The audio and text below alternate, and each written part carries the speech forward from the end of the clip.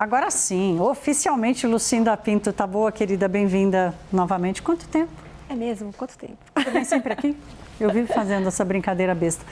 Lucinda, vamos lá. A gente falar um pouco sobre o mercado brasileiro. Hoje, a gente vem acompanhando uma retirada de dinheiro de investidor estrangeiro. A cada dia que sai o relatorinho lá da Bolsa Brasileira, a gente vai, saiu mais, saiu mais, saiu mais. Esse dinheirão todo passou de 60 e tantos bilhões de reais e aí começou a haver uma retirada agora em maio. O que aconteceu? Que número é esse? Oi, Thaís, a questão é que dá um susto mesmo, né? De repente, essa reviravolta, nada mudou, se a gente pensar do ponto de vista do conflito, que vinha sendo um argumento, né, para a entrada de dinheiro aqui no Brasil. Mas vamos primeiro aos números, depois a gente explica. Agora, em maio, saíram mais de 15 bilhões de reais da Bolsa Brasileira.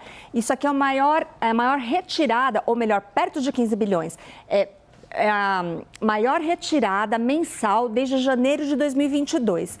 E, justamente nesse período, a Bolsa caiu mais de 7%, o que é uma demonstração que realmente era a entrada de capital estrangeiro que estava ajudando ali a Bolsa, fazendo a Bolsa bater recordes sucessivos. E olha só como é que vinha, como você tinha dito, Thaís, em janeiro mais de 26 bilhões de reais, fevereiro 15 bilhões, março 11 bilhões. Então, a gente tem um saldo positivo ainda de pouco mais de 40 bilhões de reais de dinheiro de fora que entrou agora no mercado brasileiro ao longo do ano. O que mudou na prática é essa percepção de que a alta do petróleo vai deixar mesmo como sequela uma inflação muito mais alta do que a gente imaginava e, por consequência, os bancos centrais do mundo, não só o brasileiro, não vão ter espaço para corte de juros como se imaginava. Então, aqui no Brasil, a gente vem ouvindo economistas nos últimos dias falarem em Selic de 14% no final do ano. É muito alto, é muito mais alto do que a gente imaginava. É um juro que afeta diretamente as empresas, em especial aquelas que estão endividadas.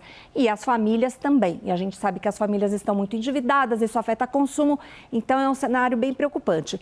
E no exterior, já tem alguns economistas falando em aumento de juros pelo Banco Central americano no fim do ano. Essa é uma outra discussão, mas isso também tira um pouco da disposição do investidor global em colocar o seu dinheiro em ativos mais arriscados, como é o caso do Brasil.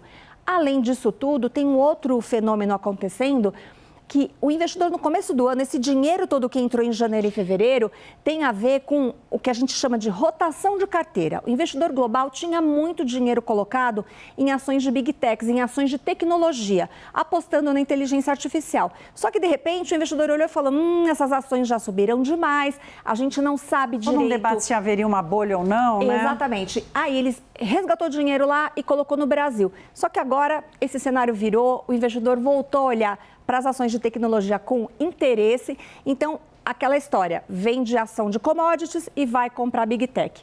E o último, a cereja do bolo desse ambiente aqui negativo é o nosso fiscal. Realmente, todo esse movimento de ações de estímulo por parte do governo para proteger a economia dos efeitos do petróleo, para impulsionar o crescimento, isso está pesando, isso está preocupando o investidor, porque o que a gente está vendo se desenhar é um cenário de dívida pública muito mais alta, o que pode ser um problema para 2027, para 2028. Então, isso aqui entra na conta também. Não é só o estrangeiro que está preocupado, o investidor local está preocupado com isso há tempos, só que a vinda desse dinheiro de fora, que é muito dinheiro, estava meio mascarando, digamos assim, essa preocupação, Thaís. E essa percepção de risco, né, Lucinda, porque e ao olhar um fiscal desequilibrado, ou seja, desequilíbrio nas contas públicas, significa também menos espaço para o Banco Central reduzir juros. Então, o Banco Central vai reduzir menos juros por causa do preço do petróleo, que o governo brasileiro aqui tenta segurar de qualquer forma, mas também vai ficar difícil reduzir juros, porque mesmo com juros altos, o governo quer que a economia cresça mais de 2%, está fazendo de tudo para isso.